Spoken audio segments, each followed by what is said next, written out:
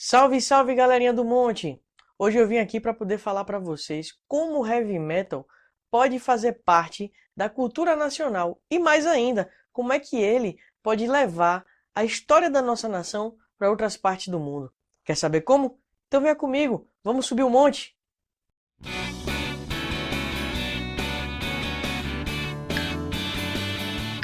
Você gosta de heavy metal?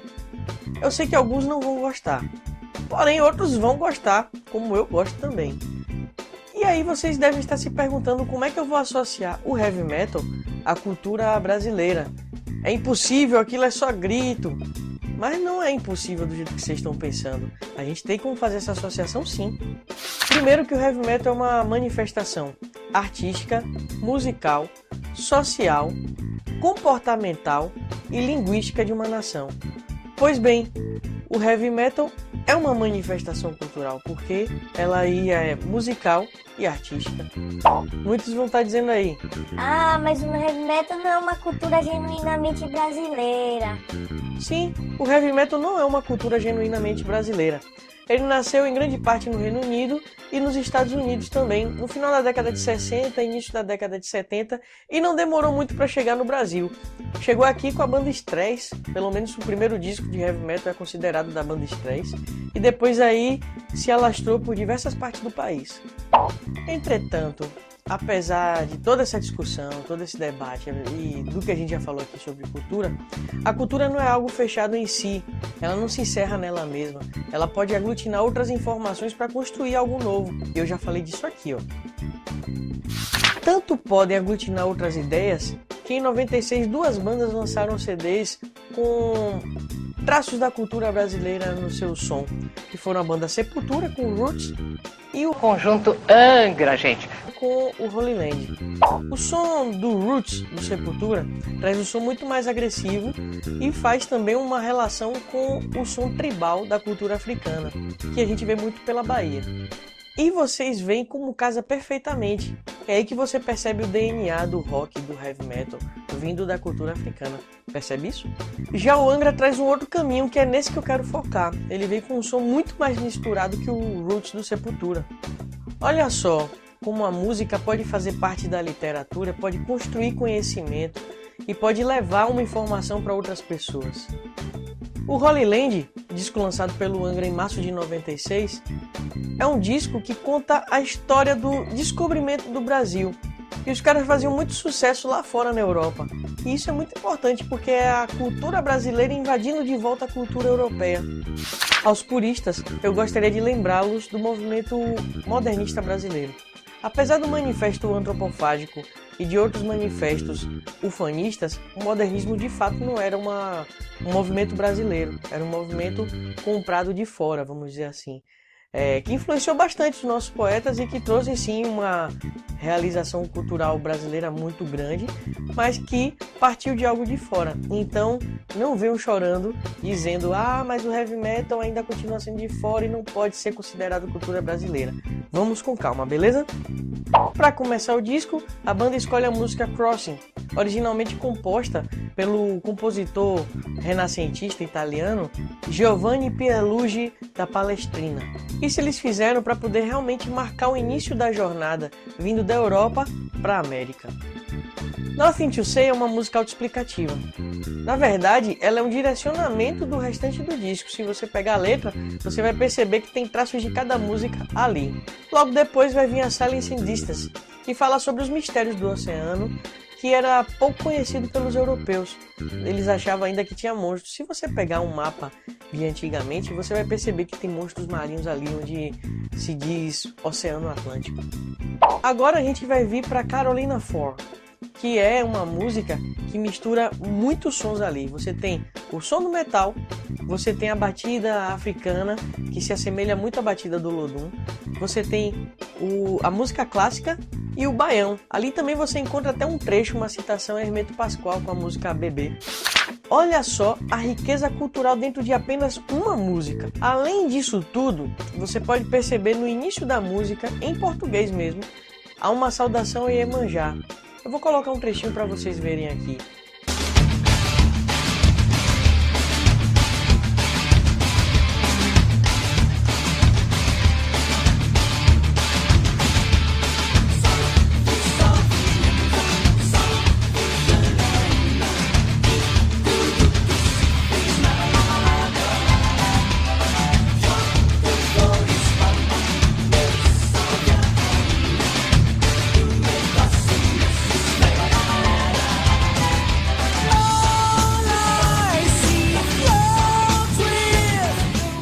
seja, apesar dos portugueses não reconhecerem na época a religião africana como uma religião, o Angra coloca aqui uma saudação a Iemanjá, uma licença que eles pedem para poder se lançar ao mar e chegar enfim à América, no navio Carolina IV.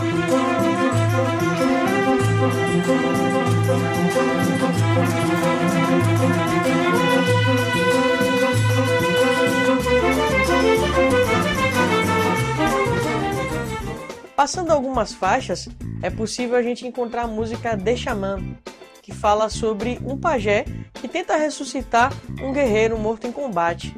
Inclusive é possível ouvir a voz de um pajé verdadeiro fazendo algumas orações dentro da música. Aqui também a gente pode encontrar a música Zito, ou Z-I-T-O, quem queira, já que parece uma sigla.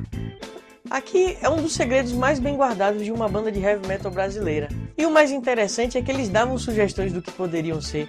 E uma dessas sugestões se relaciona diretamente com o nosso conteúdo aqui, de língua portuguesa, de gramática e cultura em geral, que é a possibilidade de Zito ter uma relação com o personagem Zito de Guimarães Rosa, de um conto dele chamado Partida Audaz Navegante. Olha só que interessante. Heavy metal não é só agressividade, mas também traz muita cultura, traz muita informação que a gente pode agregar e utilizar no nosso dia a dia. Inclusive quando você for fazer o seu texto, você pode fazer algumas relações, trazer algumas informações dessas músicas que você já ouviu para dentro do seu texto. Isso é muito interessante porque faz o seu texto crescer. Holy Land é um dos álbuns mais vendidos pela Europa e pelo Japão também. Inclusive lá no Japão eles receberam um disco de ouro por ter vendido mais de 100 mil cópias.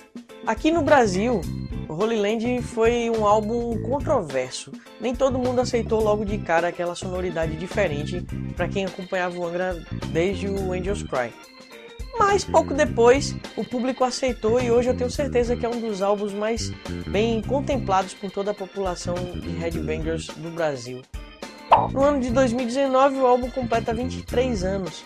E há 3 anos atrás, quando completava 20, o Holy Land ganha um presentaço. Não só o Holy Land, como seus fãs também, né? 2 turnês, uma do André Matos na sua carreira solo e uma do Angra, relembrando este álbum que é um dos mais icônicos da banda Angra. E é assim que a gente consegue misturar a cultura brasileira com o heavy metal, não só para os fãs brasileiros, mas também levando isso e a nossa história para todo o planeta de uma forma bem harmoniosa, bem melódica e também com a pegada que o heavy metal tem. É uma pena que o heavy metal ainda não receba incentivos como cultura, como algo cultural, como outras manifestações artísticas recebem. Mas isso pode estar mudando. No último dia 8 de junho, infelizmente o cantor André Matos faleceu por um infarto de miocárdio. Mas a população headbanger, a nação headbanger brasileira, criou uma petição pedindo que o dia 8 de junho fosse o dia do metal nacional. E lá em São Paulo, a Prefeitura de São Paulo já adotou o 8 de junho, isso já foi anunciado por sinal, como o dia do metal. Eu espero que isso se alastre pelo país e que a gente possa, enfim, mostrar que o heavy metal não é uma coisa externa, mas que também pode ser aglutinada à nossa cultura. E aí, gostaram do vídeo de hoje? Pois é, eu tentei trazer o máximo de informação para o tempo de vídeo que eu me proponho trazer nesse canal. Espero que tenham gostado, tem mais informações por aí, inclusive o pessoal do Angra tem um vídeo, que eu vou deixar o link aqui na descrição, discutindo sobre o Holy Land. Eu espero um dia até conseguir falar com os caras para poder a gente fazer uma entrevista legal. E se você tem mais alguma informação para colocar, deixa aí nos comentários, fale comigo também nas redes sociais aqui, ó, Instagram e Facebook. Por hoje é só. Um abraço e tchau! Só pelo cabelo deles, você já sabe que eles são meio revoltadinhos, olha o jeitinho deles. Que isso, somos todos garotos de família. Totalmente, eu tenho certeza.